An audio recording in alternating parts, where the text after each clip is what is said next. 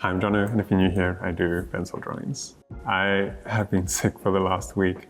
I don't know if you can hear by my voice, but I've also been planning a new drawing, which is sometimes such a frustrating process, but it's also gotten me thinking about capturing ideas. Also, this video is sponsored by Squarespace, but I'll tell you about them a bit later. Ideas for drawings are a huge commodity. I realized this pretty early on and started writing my ideas down as soon as they came up. I noticed that when I was intentionally trying to come up with ideas or solve a problem, all of my ideas would just vanish. It was only when I learned about focus and diffuse thinking that I realized that there's a method to actively thinking creatively. Let me give you a quick rundown of focus and diffuse thinking. First, there's focus mode. This is associated with very intentional, concentrated thought. I like to view this way of thinking like a river that has carved a path in the ground. It's flowing fast and powerfully, but it follows the same path, which can make it difficult for it to break away and find new ideas. In diffuse thinking, I view it as a slower flooding of the landscape. The water flows over the surface, exploring the landscape, which makes it easier to find new paths to new ideas.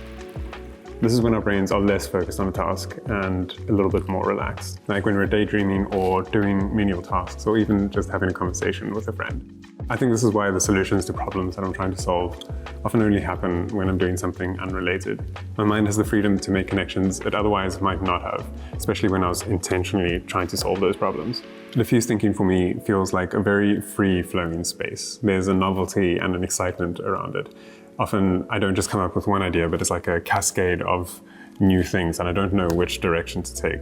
I often feel like I'm running into a toy store and I don't know which toy to choose, which can be so overwhelming.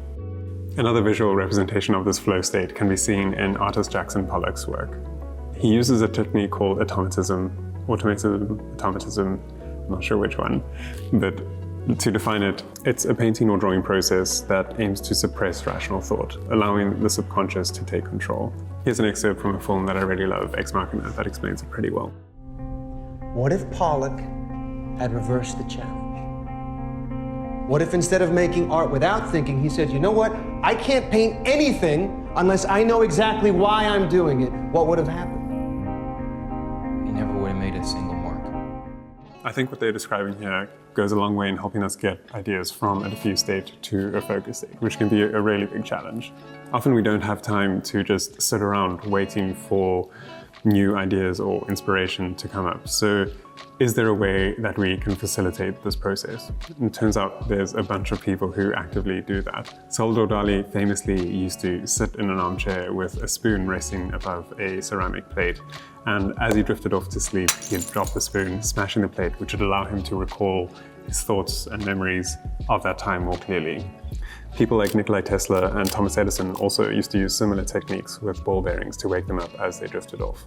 A method that's been working for me has been to just be mindful in my everyday life of the value of fleeting thoughts and ideas, or that diffuse mind state. Knowing that if I didn't write them down, they would most likely vanish meant that practicing pausing whatever I was doing as soon as something came up and taking the time to write it down. A byproduct of this meant that I didn't always have to go back to my notes to remember what I'd written down. I'd kind of, through the act of writing it down, had cemented it and helped build upon them in my subconscious. Diffuse thinking is incredibly powerful, but it has a tendency to remain in an almost dreamlike world. Actually capturing the ideas and acting on them is a whole different story. The next step is to actually try executing those ideas. I don't always wait for the concept or idea to be fully formed before I act on it. I'll often arrange the planning process, setting up the photo shoot before I know what the composition will be. I know that if I don't take action, my mind will start running around, never really reaching a conclusion and ultimately never really starting. Creativity can sometimes take on this mystical element. Like we view some people as being magically creative, but I don't think that that's true. It feels like the fast-paced world we've built for ourselves can often pull us out of this mindset. I'm pretty sure it's the most natural state for us to occupy. As kids, we often operate in this space. Later on in life, things like play and procrastination often manifest as ways of escaping a focused way of thinking. Our subconscious is literally aching to bring us back to a diffuse mindset. I'm really trying to cultivate a sense of play back into my life. I haven't thought about this too much, but I think there's a beautiful overlap between diffuse thinking, play, and flow. There's a place at the intersection of these states where we have an unadulterated connection to the source of ideas. I think for anyone who's experienced that knows that it's a place that they want to spend more time. I'm really curious to hear about anyone else who actively uses diffuse thinking to solve their problems, and what you do to try and slip into that mindset. So if you've heard about this and it's something that you practice, maybe consciously or inadvertently, let me know in the comments. It's a really interesting topic for me. If you found this video interesting or entertaining, leave a like. It helps the channel out in a huge way.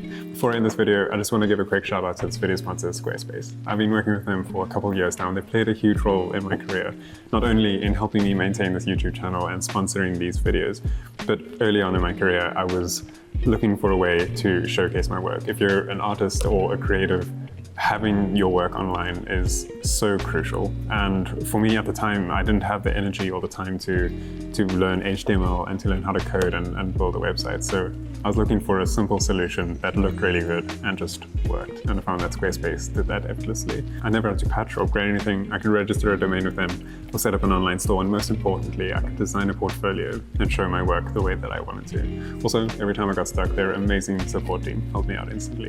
So if you're looking at building a website, give Squarespace a try. And if you decide that you love them, use this offer code and get 10% off your first purchase. Hope you enjoyed this video. I'll see you in the next one. Bye.